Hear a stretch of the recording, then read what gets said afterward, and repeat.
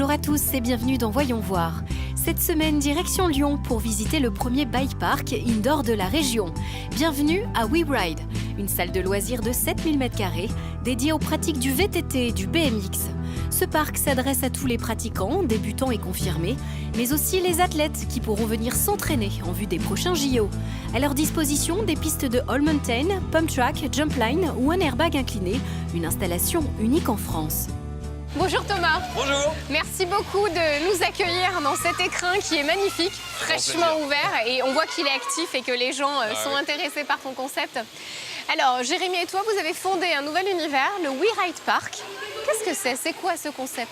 C'est un bike park, donc c'est vraiment un terrain de jeu pour tous les pratiquants, pour tous les publics. C'est ce qu'on va voir aujourd'hui ensemble, vraiment pour découvrir le VTT, le BMX à l'abri des intempéries toute l'année.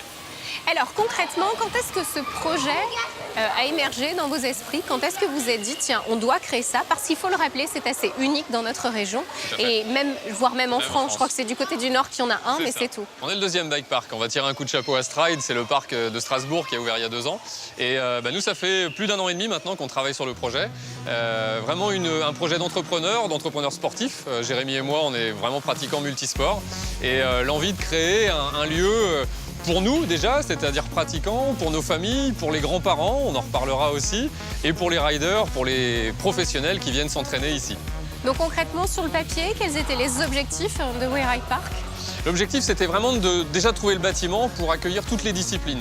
Ce qui est unique ici, c'est qu'on va mettre ensemble dans un bâtiment de 7000 m² des pratiquants de VTT, de BMX, de trial, de BMX race, de BMX freestyle, qui ne se retrouvent jamais au même endroit normalement, puisqu'ils sont sur des terrains de jeu complètement différents. Donc concrètement, comment vous êtes organisé pour peut-être convaincre les institutionnels, les acteurs du projet à vous rejoindre, parce que vous êtes 2 derrière l'aventure. Mais le site est immense et il y a tellement d'activités qu'on se demande comment vous avez fait en fait. Oui, c'est sûr, encore une fois, c'est un projet d'entrepreneur, donc on a évidemment un business plan, on a tout de suite eu des soutiens, on est au cœur de la région Rhône-Alpes, on est à Lyon. La région Rhône-Alpes nous a soutenus très rapidement parce que c'est un projet pour tous, donc c'est du sport pour tous. Pour les écoles, pour les professionnels, pour les débutants, pour les familles. Donc ça a été une étape importante pour nous. On a également le réseau Entreprendre, qui est une autre structure nationale, pour le coup, qui nous a soutenus sur le plan financier. Et puis après, c'est la métropole de Lyon qui nous a aidés, la chambre de commerce pour trouver le bâtiment. Donc on a comme ça tous les acteurs, jusqu'à la ville de Vaux-en-Velin, sur la commune sur laquelle nous sommes implantés, qui nous a soutenus, qui était vraiment contente qu'on vienne s'installer ici. Et puis après, le bâtiment, on en reparlera, mais c'est dessiner les plans, travailler avec les différentes sociétés qui nous ont accompagnés sur le projet pour construire ce parc avec toutes ces activités très spécifiques. Thomas Houdy et Jérémy Davis misent sur la mixité des publics au sein du parc. Ils ont donc signé une convention avec la Fédération française de cyclisme pour accueillir les clubs et des accords avec les collectivités territoriales pour ouvrir l'accès au site aux scolaires de primaire à lycée. Donc tous les publics peuvent venir ici, ainsi que les riders, on les voit, certains d'entre eux ils se démarquent, on voit vraiment le niveau. Ça roule. Alors justement, c'est l'un aussi des objectifs de ce parc, c'est d'être peut-être à terme un centre d'entraînement pour les JO Tokyo donc 2020. Et bien sûr, qui dit Tokyo dit Paris juste derrière. Est-ce qu'on peut en parler de ce point-là? Là aussi, c'est quand même un super challenge. Bien sûr, oui. Là, on est évidemment en contact avec la Fédération française de cyclisme, qui organise et qui encadre les disciplines olympiques et avec les clubs au niveau national.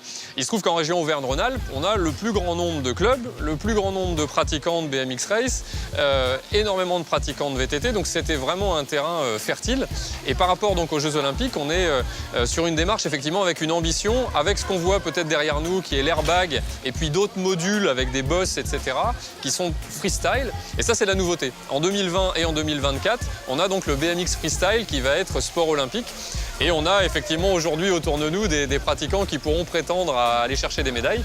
Donc nous, l'objectif, effectivement, ça va être d'utiliser cette structure en synchronisation avec la fédération et avec les riders pour organiser une Freestyle Academy, si on est un petit peu ambitieux.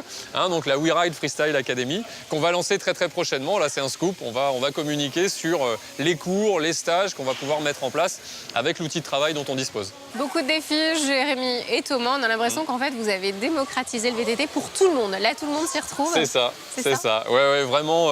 Je vous dis encore une fois, le fait d'avoir accueilli des familles, des tout-petits, des pros, des débutants, des papas, des mamans, on va faire des soirées femmes aussi, on en reparlera peut-être à une autre occasion. Vraiment spécifique parce qu'on a de la demande, on a beaucoup de pratiquantes qui souhaiteraient progresser ici. Donc voilà, c'est carton plein parce qu'on accueille vraiment tous les publics qu'on souhaitait accueillir. En tout cas, merci beaucoup de la bonne énergie pour Merci. cet hiver pour nous. Merci beaucoup. Merci à toi.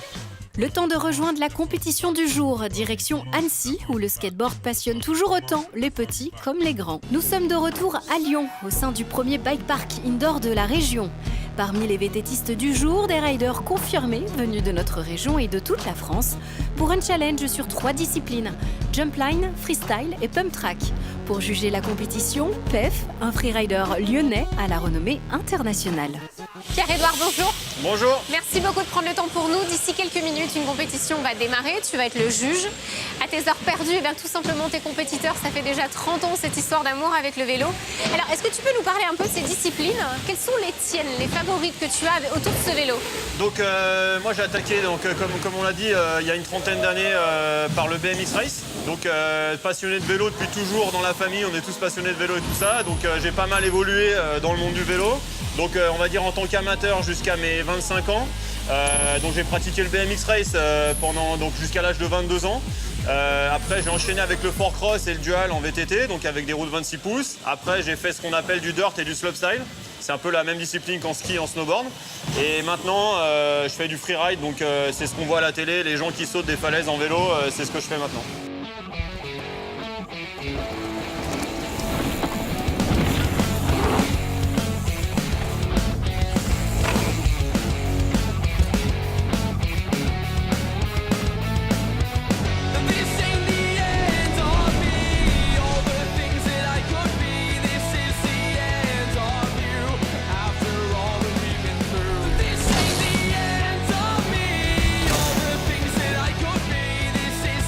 Alors derrière nous, ils s'amusent, les compétiteurs. Voilà.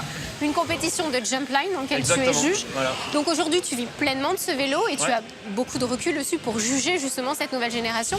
Explique-nous, c'est quoi un bon rider dans la compétition qui va démarrer d'ici quelques minutes? Qu'est-ce que tu vas essayer de chercher? D'accord, donc juste pour préciser aux gens l'histoire de la jumpline. Donc en fait, si vous voulez, un tout petit bref aperçu. Donc ce que vous avez derrière vous, on est dans un hangar, dans un local en indoor avec des modules en bois. En fait, à l'origine, c'est un sport qu'on pratique, qui a commencé aux États-Unis, on va dire, dans les années 90, où les gens construisaient des bosses en terre, en fait, sur des terrains vagues. Et c'est de là qu'est née cette discipline qu'on appelle le dirt, qui a commencé par le BMX, mais qui se pratique aussi maintenant en VTT. Donc moi, c'est une discipline que j'affectionne tout particulièrement, mais c'est une discipline qui est très anarchique, parce qu'il n'y a pas énormément de gens. Voilà, là, il y a un pneu qui éclate, ça arrive souvent. C'est une discipline qui est assez anarchique parce que c'est vraiment des petits groupes de personnes qui se fabriquent leurs bosses à la main, donc c'est vraiment pas mainstream.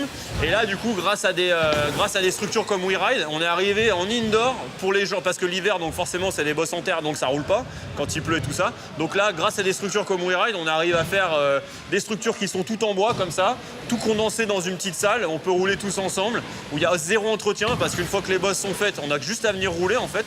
Donc nous, on voit ça vraiment d'un très bon œil. Après, au niveau du jugement, clairement, les critères sont très simples. Donc ça va être, c'est quand même une discipline qui est vraiment basée sur le style. Donc c'est vraiment l'amplitude, le style du rider, la fluidité, s'il atterrit bien dans les réceptions, s'il tape pas à chaque fois sur la bosse. Et après, on va juger forcément la hauteur, la difficulté des figures réalisées. Donc il y a tout un tas de figures, on tourne le guidon, on tourne le vélo, on fait des backflips, on fait des 360. Et après, on peut mélanger tout ça. On peut faire un backflip en tournant le guidon. Et donc le but, les tricks sont très importants, mais le but, c'est d'arriver à réaliser tout ça avec vraiment une grosse notion d'esthétisme. Il y a de fluidité, voilà. Il y a un rider qui va peut-être monter beaucoup plus haut, comme par exemple un Louis Reboul, avec des tricks, on va dire, plus simples. Mais lui, il va être très bien jugé par rapport peut-être à un autre rider qui va, comme on dit, faire un peu du jeté de viande. Donc il va se balancer en l'air, faire des tricks impressionnants, mais taper entre les bosses, repédaler. Il va perdre en fluidité en fait. C'est un petit peu comme du patinage artistique en fait. Je profite de ton œil de juge pour juger cette infrastructure WeRide Park. En quoi c'est une bonne chose pour vous ou en quoi est-ce que il manque encore des choses, on est en train d'évoluer. Comment tu peux le juger, ce projet-là Donc, que Thomas et Jérémy ont mis en place? Voilà, donc en fait, moi, je vois vraiment ça d'un très bon œil, parce que c'est vrai que jusqu'à cette année sur Lyon, tout du moins, les pratiquants lambda, parce que nous, moi, ça fait 15 ans que je suis pro en VTT, enfin 13 ans que je suis pro en VTT.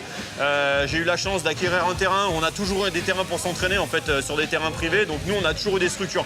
Mais c'est vrai que pour le grand public, c'était un sport qui était extrêmement saisonnier.